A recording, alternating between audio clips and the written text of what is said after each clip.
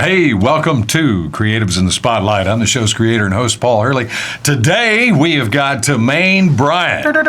Actor, comedian, you name it. This guy's got his hands in just about everything. It's good to be here, man. Man, tell us a little bit about what you got going on, what you've been up to. So, I've been filming. I'm in a comedy film coming up called Saturday. It's like a spin-off of Friday, the comedy movie. That one we all love. Yeah. I've been doing like short films and stuff with Andrew Smith. He shoots a lot of stuff, so I've been doing stuff with him. And then I'm just on the grind on social media, doing videos, going to award shows, just doing all type of stuff. Man, you were constantly busy. I get notifications about your videos about every day, and I'm like, good God, man, does he sleep? Right. You got to keep moving. Yeah. So how long you been chasing this dream, man? So I've been doing this since I was in high school. I would say 2010.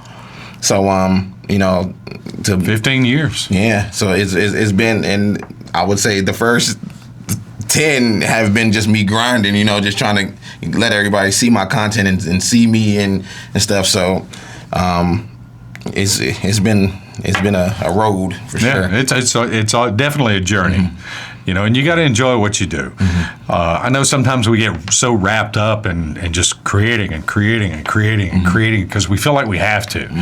You've got numbers to maintain, a crowd to keep interested, and to stay hot. You got to keep pumping that stuff out. Got to keep pushing it out. I know.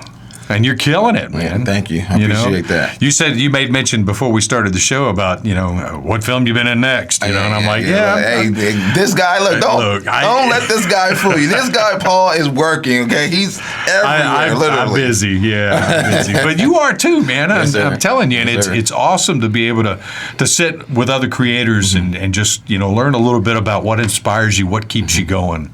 So tell us a little bit about that. How's your family? Are they supportive of that and kind of pushing you in that direction? Or so my mom from me in high school, getting in trouble in high school for being a class clown and being in the actors class and all type of stuff. My family, they push me to really like make it. They want to see me make it so bad. So they push everything I do. If it's a skit video, they push the skit video. If it's me at an event, they share it, they like it, they comment. If it's like something I have coming out, a movie coming out or anything, they make sure they send it to everybody for me, So it's really good to have that like support system. Oh yeah, absolutely. And I'm pretty sure you can agree with that because without it, it's nothing. It's a lonely road. Yeah. And when you got, even if it's just, hey, good job. That right there is rewarding enough for you to go, you know what, I'm gonna keep going. It means a million. It does. It really does. We ask a lot from our fans as far as support goes, and it's not necessarily like, hey, here's my cash app,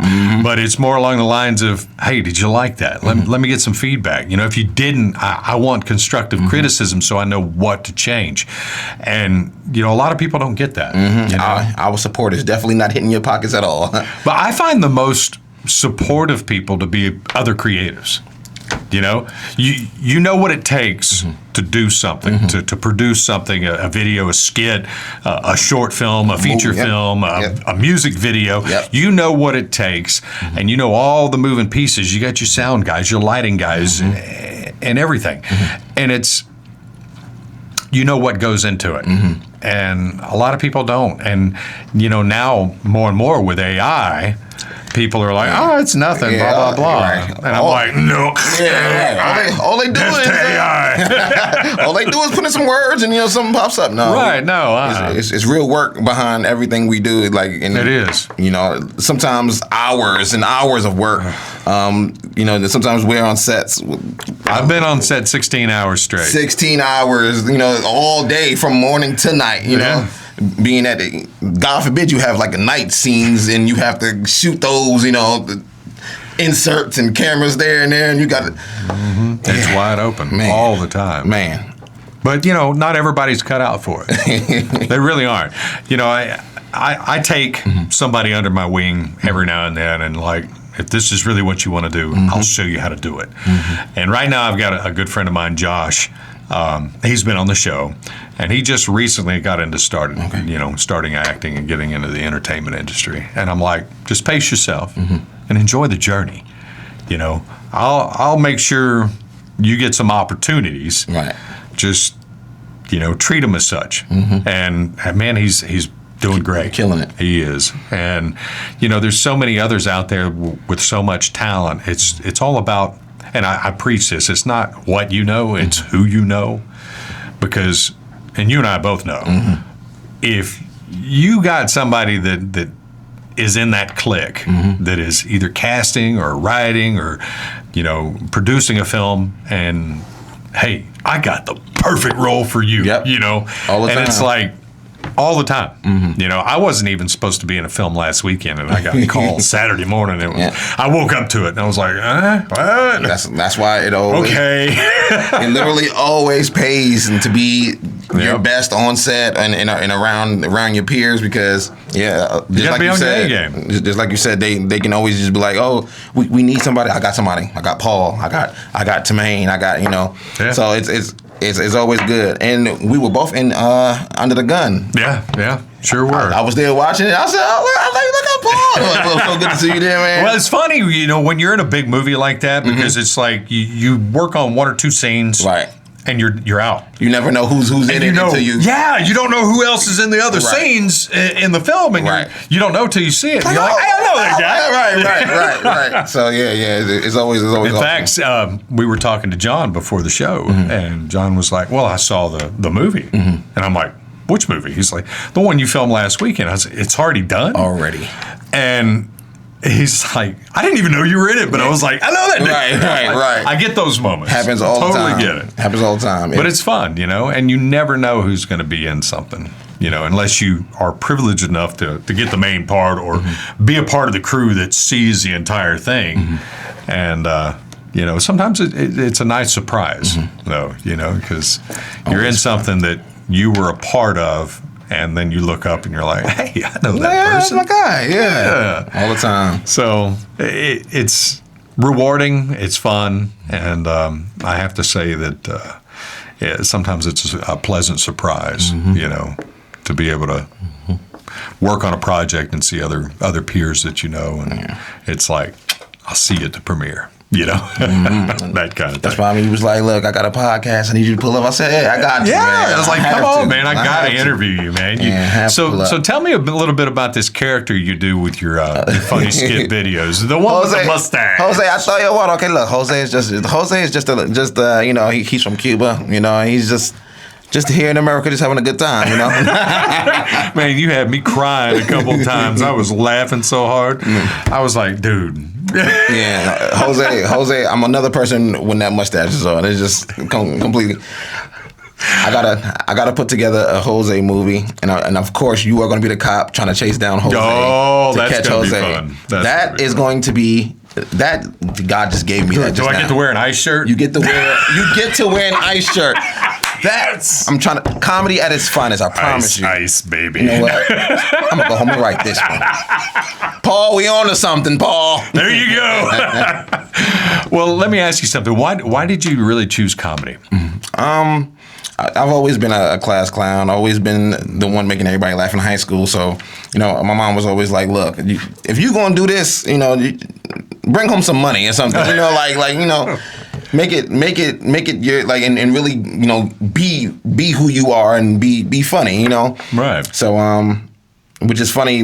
She actually came to my first stand up show. I did stand up here and then she came and she was like, see, that's why you belong on stage. You belong on stage. You belong in front of the camera. That's I've been telling them like that forever. I always wanted to be in movies. I always saw myself being being a star, being a movie star. So. And you are, and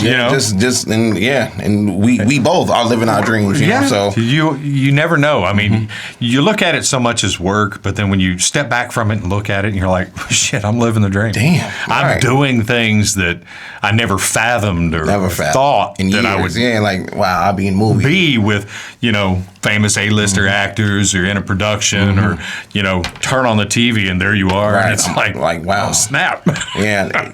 For you to say that, I think about that often. I'm like, wow, I'm on Tubi. Like, if I died today, this movie would still be out. Right. And that was kind of my position about filming was this is my ticket toward immortality. When you watch a film that was made in the 60s and 70s, most of all those actors are dead and gone. But for those moments, for that hour and a half, however long the film is, they are living and breathing and doing what they enjoy doing and crazy, man. Entertaining you. That's so crazy to think about, though. That's okay, the original Nosferatu. That was made in 1922. And you can still watch it. That movie is still out there. Still watch it today, and the actors are still the actors in the movie. It can't be duplicated. It can't, this is them. And I think, that legacy is what I'm going to leave behind. Something that nobody, will ever want to not see you. It's like after my father passed away, I went several years without even a photograph of my father. Right. If that tells you, the limited technology back then, if you had a Polaroid or whatever. Right. So, I didn't even have a picture of my father. And it really upset me there for a couple of years. And I thought, you know what? I will never leave my children in that same position. If they want to see me, pull up a movie. Pull up a movie, yep. Yeah, pull up a movie. In fact, and talking about opportunities that just fall in your lap, I get here today. I was about an hour early to the studio. And was volunteered for a commercial, and I was in a commercial. So that's literally our lives at this point. You'll just be right place at the right time. It's like, you're an actor. Yeah, I need you. Right, literally. Come do this, and you're like, it's so crazy because. And then once they see you on set, and then others see you on set, they want to use you.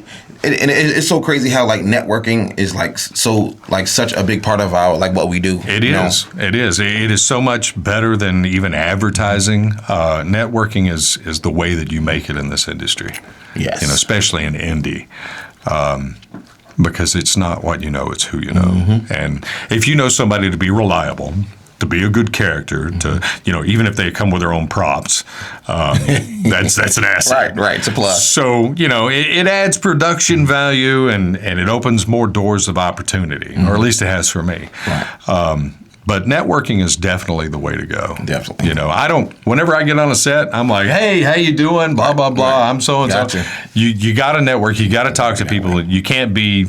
Yeah, in a shell. Right. I'm not going to talk to anybody. I'm just here. People never know what you can do, if you never express, Right. Some people just want to come on set and just, they just lay back and they don't really want to say anything because they don't want to seem overbearing.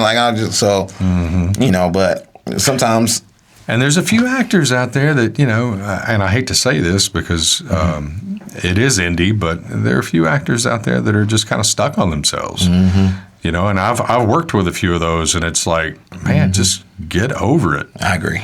Get over it. To get over it, because you're not all that in a bag of chips.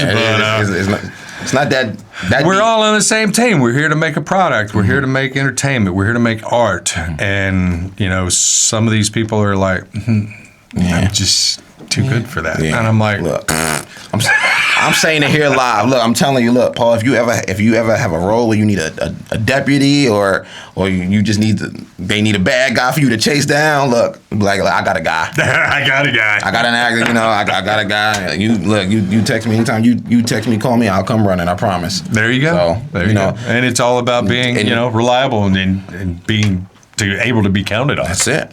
That's it. Because you never know. In fact, I'm filming another movie this weekend.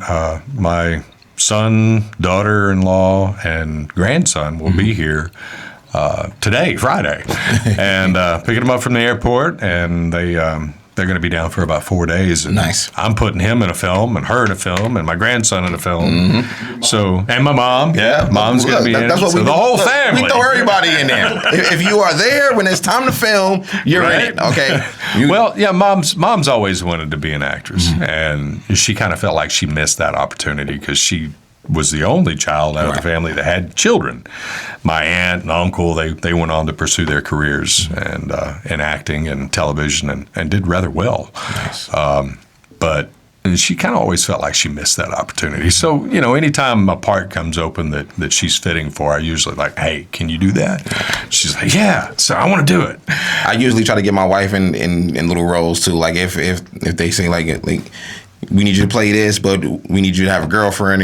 Do you have anybody in mind? I always text my wife, and I'm like, do you want to be, my girlfriend in this movie? Would you rather me be kissing you or somebody else? Literally. And she's like, no, you're an actor. This is what you do. Like, I don't care. Go ahead. I'm like, I would like you to, but I understand. I understand. Well, but, it's great if there's already chemistry there. Because you can't fake chemistry. Can't fake it. You can try, but you can't. You can't fake it. A lot of people can, though. You look at some of these, and I'm sure you've probably had them, past relationships where somebody leads you to believe something and it's totally not their agenda, and it's like, damn, you should be in film. You should. You would be perfect. You sly devil, you. Yeah. Temptress. You're right. So let me ask you something. What are you a native from Charlotte, or? I'm actually from New York. Oh, okay. Yeah, I'm actually born and raised in Brooklyn. All right. Brooklyn, New York. So yeah, and I moved down here in 2016. All right. And hit the ground So you running. pursued acting up there? I did a theater in high school there, and then I didn't really get into my first film until I moved down here. So once I started the comedy, and then I started networking with directors and started meeting other actors around the city, and it just from there, once you meet one actor, you meet another one. Most likely you'll meet a third one, and then well, when I got into it. Did a proof of concept, the very first thing I was ever in. And literally every day after that, I was getting 5 to 10 friends requests on Facebook, Instagram, stuff like that, where other actors are reaching out, networking, and I'm like, holy smokes. Right, yeah. These people really network. And then I just kind of jumped on board. And it's been wild. Now, you mentioned theater. I'm going to have to say that's probably the hardest part of entertainment. Yeah. You don't get any second takes. Yeah, there's no second takes on theater. No, and you got to live and breathe that role in that part in front of an audience. In front of an audience. Not a camera and a film crew where you're like, whatever. You're sitting in front of your critics and you're delivering your lines and your whole presentation and selling it. Yep. And theater, I have to say, I've never done theater. I did a little bit in middle school, not really in high school, but I'd have to say that's probably the hardest and most challenging part of entertainment is that live performance. Yep. Film's easy. I have to say, when it comes to filming, because if you screw up, let's do another take. Another take. Yeah, all right. Let's shoot that one more time. Episode. I wasn't quite feeling it. Let's do it again. Literally. So, and I've done that, but I've also walked on set and just done one take, you're done. And I'm like, really? You don't want a second take? No, man, it was perfect. I'm like, okay. And you're like, woo, gotta go. Professional, I'm trying to tell you, man. Look, in and out. Get them in and out, Paul. Hey, man, sometimes it goes that way. But other times it's like, the director may or may not have the right coaching of what he's envisioning. So you deliver a performance of what you think he wants. And then he's like, no. Okay, well, let's clear the air here. What are you looking for? Right. And some directors really come across like they instruct you right down to the emotion and the feeling that you need to be feeling. And that really is helpful. That's truly what makes a director a director. You got to be a coach. You got to know how to coach your team. You got to know what it is that you have envisioned in your head that you want them to do to sell your story. I'm pretty sure because I have worked with directors who had no idea what they wanted you to do. They were just like, look, all right, you're gonna do kind of this, right? You're gonna do this, but if this don't work, you're gonna do this. I want you to say it kind of mad, but look like this. Like, what do you want from me? Okay, do you want me to say it like this? Is how I said it good? Well, yeah, maybe say it this way. It's just like. And I've worked with some people that claim to be a director, and they've got a story up here but no script. And I've done films like that, and it is probably the hardest and most challenging thing because you get there, you're blank slate, you have no idea your character, they want you to be no psychic. idea the story, but we're going to do this. And it's like, man, Yeah. look, I've been on some really, really nice sets, some Hollywood sets. That's not how you do it. Yeah, it's definitely not. It's definitely not at all. Yeah, I was an extra for like Power. Like when they have, I think it was like the second season. Okay. And I was like an extra. I was just in the back in the club, but like being able to see like how everything is ran, like. It's like I feel like directors who are just starting maybe should like be an extra so you can see get that experience. Yeah. So you can see how everything is ran. You don't have the makeup lady being the person who's slating. It's like. What? Well, I've worn many hats myself. On a film set when you're working with a skeleton crew. Oh yeah. And I starred in a film that just recently came out on Amazon, Tubi, Folsom, and now Sling TV. Nice. I play a detective that hunts down a killer. It's called You're It. Okay. Now, we worked on that film for 6 months, but I didn't just do in front of the camera. I was also the assistant director, second camera, and sometimes slate. So I bounced around, but I looked at it as a learning opportunity. Hopefully they gave Paul those credits. They did. Yeah. IMDb would love to see that. Oh yeah, it is. It's on there. So, and I got to looking at IMDb the other day, and I was like, I've only been in this for 4 years, and I've got 66 credits. Nice. And of course, now this show's about to be on IMDb. I'm actually got a meeting with a guy tomorrow to sit down and create it. Nice. So we'll get it created, and you'll get IMDb credits for this. Yeah, for sure. So yeah. But it's all about just starting from where you're at and figuring it out. There is no playbook. Every situation, every person's different. You just know what you want, and sometimes you know how to get it, sometimes you don't. But it's all about the journey. Yep. It really is. I look back on some of the things that I've done, and it's like, I slept in my truck that weekend, or I ate granola bars for 2 days. Okay. I eat pizza rolls and tacos. The things we go through just to get the role. Sometimes get the role, create the art. You travel, and sometimes you don't have a hotel room. Sometimes you do. Sometimes you'll be lucky where they're like, we pay for your room. You can stay. We're filming Friday, Saturday, Sunday, and then sometimes they're like, there's no room, and if you don't want to spend that money in a room, you're in your car, just like Paul said. So, I've slept in the car a few times, but I refuse to in some cities. Agreed. Atlanta? No, I'm getting a hotel room. Oh yeah, for sure. I don't care if it's a motel, 85. I don't care. Yep, as long as it's got a door with a lock. Yes, please lock me up. But let me ask you something. What do you think is your next project? What do you foresee as your next stepping stone in your rise to the top? I would say like writing my own film at this point. Doing skits. Like sometimes I direct skits that I'm not in. And for other people and stuff. So I think to myself like, if I'm doing these skits, why not a movie? Why not write something up, get my ideas that I put in skits, put it in a movie. And it's not like I don't have the people around me. I have actors. I have people I do skits with who like already do skits with me. I have photographers. I have, So it's like now it's like, all right, maybe I should just put it together. There you go. Get my first feature film out, and let's see. I feel like that's how the greats are made. Just trying something. Throw it on the wall and see if it sticks. Throw it on the wall and see if it sticks. I'm still in that, Paul. I'm still in that. Throw it on the wall and see if it sticks. Throw it on the wall and see if it sticks. Literally. So that would be the next step. That's awesome. Well, you and I definitely need to sit and go have lunch one day and do some collaborating. Look, for real.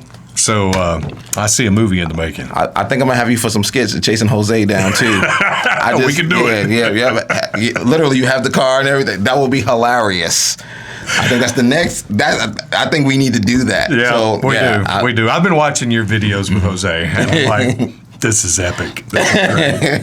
So you let me know when you're ready. Hey, look. And do you have an ice shirt? Huh? Do you have an ice shirt? I can get one. Look, get you an ice shirt, and we will make this happen. Okay. Jose running from ice from like all over the place, and you know we can be in a store, and you just like you know we do like the Benny Hill, you know? all over the place, literally all over the place. That's great. Well, Timaine, let me ask you something. What does your wife really think about your pursuing the dream here? I know she's supportive, and that's great. But what do you think she thinks about the whole amount of time you spend on it and stuff like that? She loves it. She loves to see me like going for like what I believe in and what I want to do. She loves to see me chasing it. Sometimes she's able to come on set and actually see it for herself. So she's like, wow, like this is really your passion. So. I thank God for her because I'm pretty sure like there are some actors out there where their women aren't as supportive. They're like, look, hey, I need you home. Like I understand you out there. You want to be an actor. You want to be on TV. But it's like, and then you make it, or you're in a big film and you're getting big check, and now it's like, oh yeah. Oh yeah. Now it's okay. Yeah, my husband's an actor. He's an actor. So it's like no. She supports me like from the beginning to now. She makes sure like if I tell her I just got asked for this role, sometimes she even chimes in like, okay, what are you doing in the role? Okay, like good in a good role. Are you talking? Are you speaking? Like she actually knows the movie lingo, the actor lingo now. So it makes me laugh sometimes, but Well, I think with a significant other, before you even accept the role, you probably need to go over the script and say, okay, look, it's going to require me to do this and this. How do you feel about that? And sometimes you don't even have to ask. Like there's some scenes I won't do out of respect for her. Yeah. Right. So. And some I won't even ask, because I've been offered a few positions, and it's like, man, if I were single, maybe, right, maybe, yeah. When you're married, man, you just can't certain things we just got to just. Well, and there's been some actors that have been blackballed for that. Some Christian actors that are married that refuse to do kissing scenes or bedroom scenes out of respect for their significant other. And, they've been blackballed. And, some of them are coming back through other studios that promote that type of thing. I think Angel Studios is one. But, I think that if you have a moral conflict with a part, that you should pass. And I've passed on a couple, and I was always fearful of that when I first got started. It's like you never want to say no. You never want to say no because then they'll quit coming. They'll never cast me again. I know. You're like, my career's over because I said no. Right. And that's not the case. Yeah. In fact, I think more opportunities came when I said no. Right. Because other people who are on your side, they necessarily see like, okay, well, he stands for something, Right. Even if they don't agree, sometimes they'll still cast you because you're not afraid to voice. You're not afraid to like voice your opinion or how you feel. So, not necessarily an antagonist, but the. No, I'm not going to do that. Right. Yeah. No. Not going to portray myself in that way. Right. But let me ask you one other thing before we cut and go to commercial. What do you think is your most enjoyable, experience on set? What part of the whole on-set experience is the one that is most rewarding and gratifying to you? I enjoy the being on set and knowing that the director believes in what you can do. I've worked for like directors sometimes who didn't follow like what I do or like even see me act before. So like when they see you act, they're like, oh, he's good. Yeah. And it's like get taken back a little bit, like, oh. And you can hear him behind the camera, like, oh, that was good. That take was good. And he's really good. And in my head, I'm just like.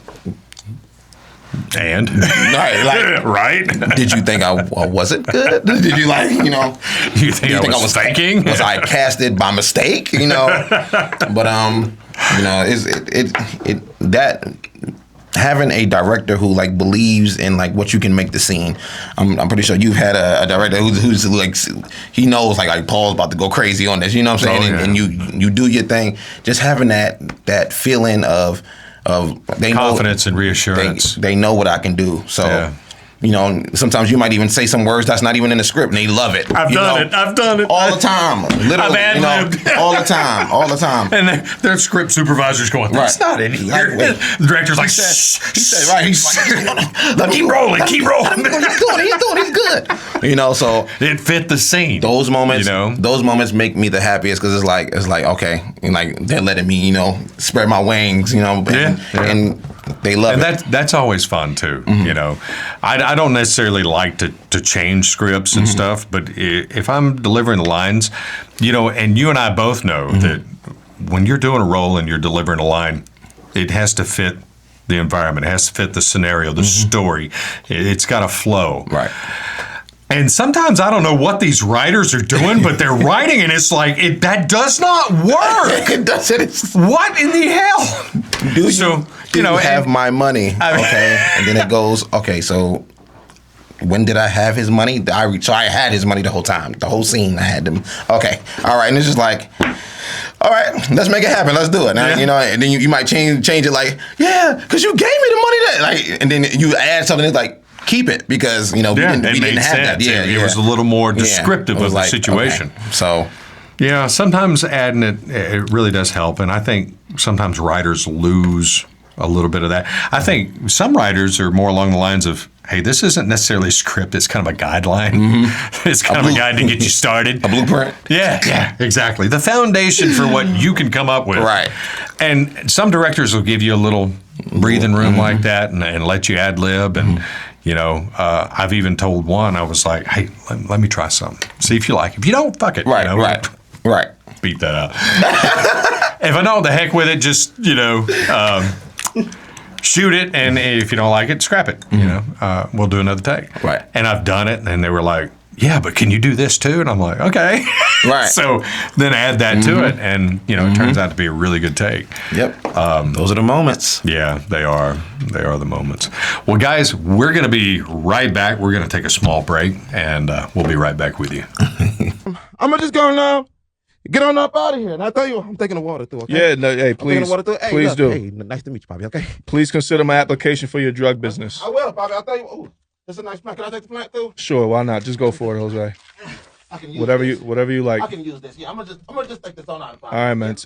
Take care, bro. Hasta luego. Yeah, Bobby. Yeah, go fuck yourself, nigga. Bring it over here. Bring yourself, nigga. Bring the fucking money over here, Bobby. Bring the money. Right now, Bobby. Bring the money, man. Give me the money, man. Money, nigga. Motherfucker, stick up. Big fucking bills, Bobby.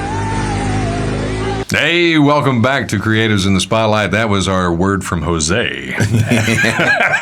Tell you what. Now, Timaine, I got to ask you, what inspired you to create Jose? So Jose literally was an accident, which is crazy. I always had this mustache in the house, always. It was like Halloween time. I went to Party City and I was looking for some stuff and then I seen this wig and I was like, I'm gonna buy the wig. Maybe I can dress the wig up. Let's see. And I went to the house and I found the mustache. I said, now it's different colors, but let me just put it on together. And then I had my shirt on and then I had it open and I started dancing. And then I posted a video on social media and the video just went crazy, Oh, so I was like, I gotta get it. I have to give this character a name, at this point now. People loved it. And then he didn't even talk yet at that time. He was just like dancing. He would just make videos, just be dancing, with the mustache on. And then I started doing skits where he was talking, getting beat up by females, getting chased down by people, knocking people out, all type of stuff. So that's what you're having fun with. Yeah, and then it just started having fun with him, and then Jose would just kind of created himself upon impulse, and you ran with it, literally. And it's turned out to be really funny. Literally. He is living and breathing and living the dream. Yeah, everywhere I go, and people are like, Jose, you brought Jose with you? You have Jose? It's so crazy. Jose has been in a movie himself. Oh, wow. Yeah, he was a Uber driver in First Day Out, which is also on Amazon Prime and Tubi. So First Day Out. I'm gonna have to watch that. First Day Out, yeah, it's a comedy. He pulls up in his car, blasting Spanish music, and yeah, Jose's out of control. That's awesome. That's awesome. Well, Timaine, where can people follow you and follow your career and Jose's career as well? You got some links here, some Instagram, Facebook. You can follow me on Instagram at TB_TOO_funny. You can follow me on Facebook, Timaine Bryant. You can follow me on TikTok, TB2Funny, TB_TOO_funny. And yeah, that's it. All right. Well, guys, be sure to like and subscribe and follow Timaine on his journey. I'm sure you'll get a kick out of a lot of the skits and material that he kicks out, because I do. And Timaine, man, I really appreciate you coming in today and being on the show. Love working with you. We're going to have to get together, do some lunch one day. Oh, yeah, look. Do some collaborating, come up with some skits. You're going to see this man chasing Jose down the street one day. I'm telling you now. Cop car and all. Woo! Jose going to be... So, yeah, it's going to be a good time. Yeah, we're going to have a good time. Oh, yeah, for sure. Well, guys, be sure to like and subscribe. Check out Timaine. Follow him. And stay tuned for next week's show. I'll be dropping a few hints about that cash money prize. So we look forward to seeing you then. Bye.